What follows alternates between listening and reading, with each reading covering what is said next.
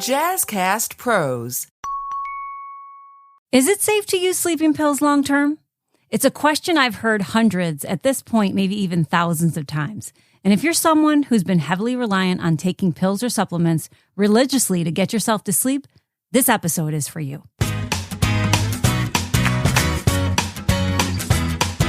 Welcome back, dreamers, to the Doze Podcast, where we dive into all things sleep to help you achieve better rest and ultimately the best version of you.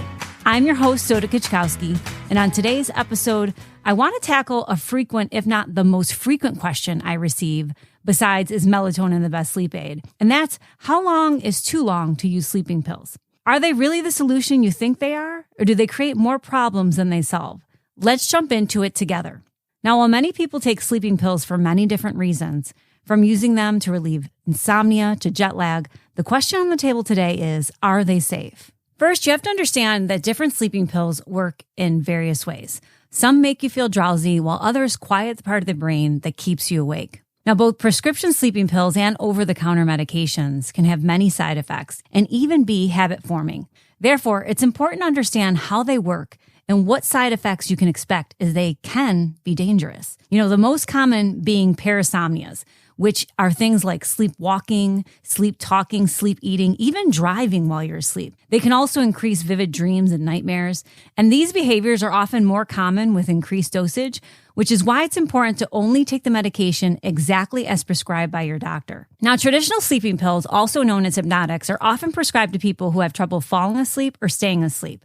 And while they might seem like a quick fix for insomnia, it's crucial to understand why they are not recommended for long-term use and why they might not be the answer to your sleep problems.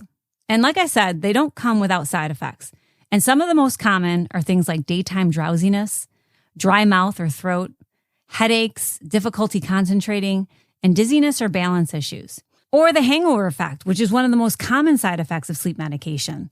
It refers to the side effects such as drowsiness, difficulty with balance or motor coordination, and impaired focus or memory. So, for example, sleeping pills can impact your driving the morning after you take them. Another thing to understand is that sleeping pills can lose their effectiveness over time. Most sleeping pills are designed for short-term use, typically 2 to 4 weeks if you actually look at the paperwork that comes with the medication. And the body can quickly develop a tolerance to these medications, meaning that over time, the same dose becomes less effective. And you might find yourself needing higher dosages to achieve the same effect, which can lead to a vicious cycle of dependency. Now, dependency can be a significant concern. When used regularly, the body starts to rely on these pills to initiate sleep, and this dependency can make it even harder to sleep without the medication, exacerbating the very problem they were meant to solve. Over time, this can lead to physical and psychological dependence where you feel like you can't sleep without taking something. Another critical point is that sleeping pills don't address the root cause of sleep issues. Whether it's stress, anxiety, poor sleep habits, or an underlying medical condition, taking a pill merely masks the symptoms without solving the actual problem. It's like putting a Band-Aid on a wound that needs stitches. The real issues remain untreated and can even worsen over time. In fact, according to pharmaceutical guidelines, most sleeping pills are intended for short-term use only, as I had mentioned. The FDA and other regulatory bodies typically recommend using these medications for no longer than a few weeks. Beyond this point, the risk of dependency, side effects, and diminished effectiveness increases significantly. These guidelines are in place to protect you and ensure that you're not kicking the problem down the road. But in my experience, many still use them on a long-term basis. This might even come at the recommendation of their primary care or another specialist, which is why it's so important to speak to a sleep doctor if you are taking sleep medication, especially for this reason. And with longer-term use, you increase your risk of developing a tolerance. And when this happens, some people end up increasing their dosage or abusing the sleeping pill, which results in more problematic side effects. Studies show that sleeping pills aren't really that helpful in promoting a good night's sleep. Really, what we're talking about is that sleep quality. Most people who take sleep aids fall asleep about only 8 to 20 minutes faster than those without medication. And on average, you might get an additional 35 minutes of shut-eye, but it's not going to be that quality sleep. They're most helpful in a stressful life event like a divorce or a death in the family, if something like that is keeping you awake, but it's not meant to be used as a long-term solution to sleep challenges. So what should you do if you're struggling with your sleep? Now, while there are several natural alternatives to sleeping pills that can help improve sleep quality without the risks associated with pharmaceutical medications, you shouldn't jump right to them without determining the root cause of your sleep issue.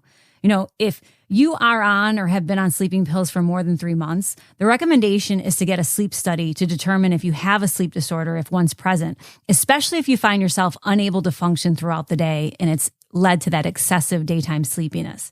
Now, there are other more natural supplements like melatonin, but that is a much more complicated conversation. So next week, I'm going to be dedicating the entire episode to talking about what it does, when to use it, and who it is best suited for.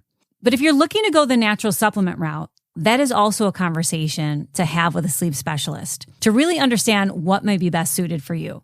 The first step when correcting your sleep challenges isn't about looking for products, but really to take a look at your sleep habits and your practices around sleep.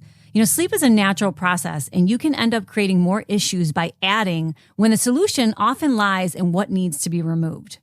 Remember, the goal is to find and address the underlying cause of your sleep issues. While sleeping pills might offer temporary relief, again, they are not a long-term solution and can come with significant risks. By focusing on healthier sleep practices and seeking appropriate treatment, you can achieve better, more sustainable sleep without relying on medication.